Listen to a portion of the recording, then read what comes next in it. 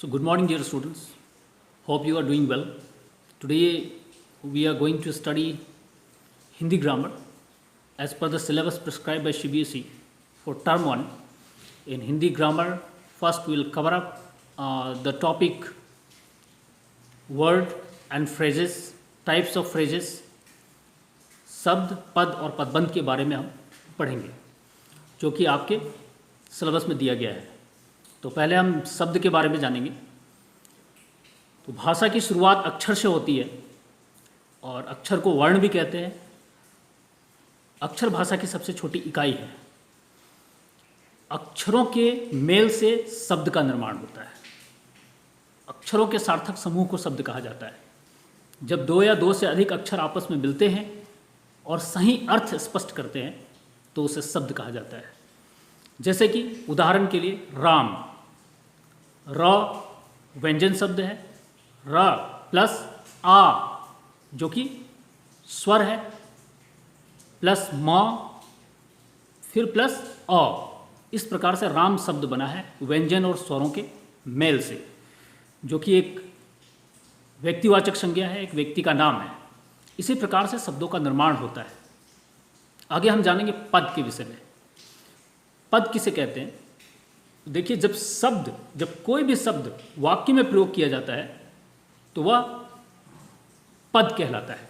वाक्य में प्रयोग किए जाने वाले प्रत्येक शब्द को पद कहा जाता है, क्योंकि जब वाक्य में शब्दों का प्रयोग किया जाता है तो वह शब्द अपनी स्वतंत्रता और अपनी पहचान खो करके वाक्य का हिस्सा बन जाते हैं, वाक्य का अभिन्न अंग बन जाते हैं और वाक्य से जुड़ जाते हैं। उनकी अपनी कोई स्वतंत्र पहचान नहीं होती है, बल्कि वो वाक्य का हिस्सा बन जाते हैं और उसमें व्याकरण के बहुत सारे नियम लागू हो जाते हैं। जैसे कि प्रत्येक शब्द की व्याकरणिक पहचान होती है। वह संज्ञा है, सर्वनाम है, विशेषण है या क्रिया है, वह एक वचन है या बहुवचन है, वह स्त्रीलिंग है या पुल्लिंग है। ये सारी पहचान की जाती है प्रत्येक शब्दों का जब वो वाक्य का हिस्सा बन जाते हैं। इसलिए शब्द में, जब वाक्य में प्रयोग किए जाने वाले प्रत्येक शब्द को पद कहा जाता है। बहुत साधारण सा परिभाषा है इसका, साधारण सी डेफिनेशन है। पद को अंग्रेजी में आप फ्रेज भी कह सकते हैं। तो उदाहरण के लिए हम देख सकते हैं, जैसे कि राम एक शब्द है और इसको वाक्य में प्रयोग करते हैं तो राम स्कूल जाता है। अब राम, यहाँ पे राम शब्द नहीं बल्कि यह पद बन चुका है और इस पद का परिचय अगर आप देते हैं तो व्याकरण के तौर पे राम जो है वह संज्ञा है, व्यक्तिवाचक संज्ञा है, पुल्लिंग शब्द है और यहाँ पे कर्ता कारक का कार्य भी कर रहा है। इस प्रकार से व्याकरण की पहचान होती है हर एक शब्द की वाक्य में। स्कूल कर्म कारक है, जाता है यहाँ पे क्रिया है। राम स्कूल जाता है, इसमें प्रत्येक शब्द जो है वह पद का काम कर रहे हैं क्योंकि इसमें व्याकरण के नियम लागू हो चुके हैं। आइए आगे देखते हैं पदबंध। पदबंध किसे कहते हैं? जब एक से अधिक पद आपस में मिल करके एक ही पद का काम करते हैं, एक ही व्याकरण के इकाई का काम करते हैं तो उसे पदबंध कहा जाता है। पदों के समूह को पदबंध कहा जाता है। पदबंध को वाक्यांश भी कहा जाता है, वाक्य का हिस्सा भी कहा जाता है, वाक्य का अंग भी कहा जाता है। उदाहरण के तौर पे अगर आप देखें तो आपको ज़्यादा समझ में आएगा। जैसे कि उदाहरण के लिए ले लेते हैं, पदबंध का उदाहरण मैं दे रहा हूँ आपको। अयोध्या के राजा राम आ रहे हैं। अब इस वाक्य को देखिए, अयोध्या के राजा राम आ रहे हैं। इसमें अयोध्या के राजा राम, ये पूरा का पूरा जो ग्रुप ऑफ वर्ड्स है, ये शब्दों का जो समूह है, पदों का जो समूह है, फ्रेजेस जो हैं, इस फ्रेज को पूरा का पूरा क्या कहेंगे ग्रामर के तौर पे? व्याकरण के रूप में या आपका संज्ञा को प्रतिबिंबित करता है और इसकी पहचान है कि ये संज्ञा पदबंध है। सारे के सारे शब्द समूह जो है, पूरा का पूरा पद जो है वह संज्ञा को रिप्रेजेंट कर रहा है, नाउन को रिप्रेजेंट कर रहा है और यह संज्ञा पदबंध कहलाएगा। इसी प्रकार से जब एक से अधिक पद मिलकर एक ही पद का काम करते हैं तो उन्हें पदबंध कहा जाता है। तो शब्द और पद में अंतर क्या है? शब्द, पद और पदबंध में अंतर क्या है? शब्द अक्षरों के मेल से बनता है, अक्षरों के सार्थक समूह को शब्द कहा जाता है। और जब शब्द का प्रयोग वाक्य में किया जाता है तो अपनी स्वतंत्रता खोकर वाक्य का हिस्सा बन जाता है और उसे पद कहते हैं। अर्थात वाक्य में प्रयोग करने वाले प्रत्येक शब्द को पद कहा जाता है। और पदबंध कब बनता है? जब वाक्य में एक से अधिक पद मिलकर एक ही पद का काम करते हैं तो उन्हें पदबंध कहा जाता है। इस प्रकार से शब्द, पद और पदबंध की परिभाषा आपको बता दी गई है। आगे देखते हैं पदबंध के प्रकार। पदबंध के 4 मुख्य तौर पे प्रकार हैं और 4 मुख्य तौर पे जो प्रकार दिए गए हैं इनके बारे में हम चर्चा करेंगे। पहला है संज्ञा पदबंध। पहला हम संज्ञा पदबंध के बारे में जानेंगे, जिसका उदाहरण अभी अभी मैंने आपको दिया। अब दूसरा उदाहरण देखते हैं संज्ञा पदबंध में। संज्ञा पदबंध उसे कहा जाता है जब पदों के समूह मिल करके और संज्ञा को रिप्रेजेंट करते हैं, संज्ञा की पहचान बताते हैं, संज्ञा की ही जानकारी देते हैं व्याकरण के तौर पे, एक ही पद का काम करते हैं, संज्ञा का ही काम करते हैं, तो उन्हें संज्ञा पदबंध कहा जाएगा। जैसे भारत के प्रधानमंत्री मोदी जी आ रहे हैं, या भारत के प्रधानमंत्री मोदी जी भाषण दे रहे हैं। भारत के प्रधानमंत्री मोदी जी भाषण, यहाँ तक पूरा का पूरा जो ग्रुप ऑफ वर्ड्स है, ये जो फ्रेजेस है, ये फ्रेज जो है वो नाउन को रिप्रेजेंट कर रहा है, संज्ञा की पहचान बता रहा है, और व्याकरण के आधार इनकी पहचान है संज्ञा। ये पूरा का पूरा पदों का समूह जो पदबंध है, यह संज्ञा पदबंध कहलाएगा। भारत के प्रधानमंत्री मोदी जी भाषण, यहाँ तक पूरा का पूरा संज्ञा पदबंध होगा। आगे दे रहे हैं, ये एक्शन वर्ड है, तो ये ग्रुप ऑफ वर्ड जो है वो क्रिया पदबंध हो जाएगा। आगे देखते हैं दूसरा पदबंध।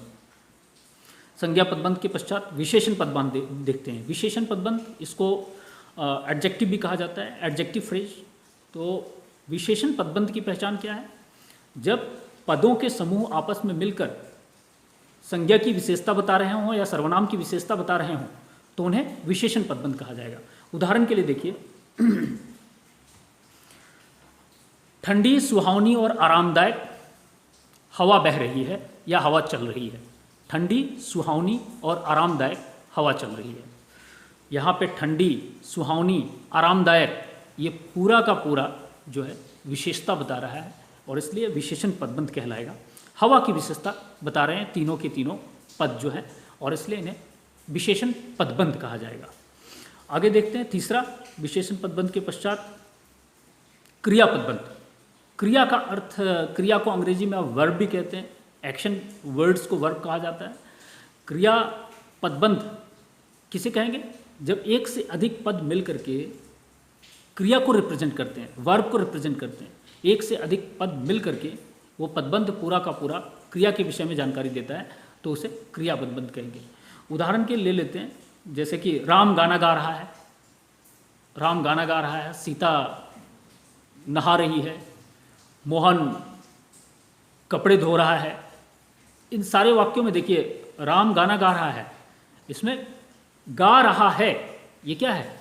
ये सारा का सारा गा रहा है, ये जो ग्रुप ऑफ वर्ड्स है वह वर्ब को रिप्रेजेंट करता है, एक्शन को रिप्रेजेंट करता है, इसलिए इसको कहा जाएगा क्रिया पदबंध।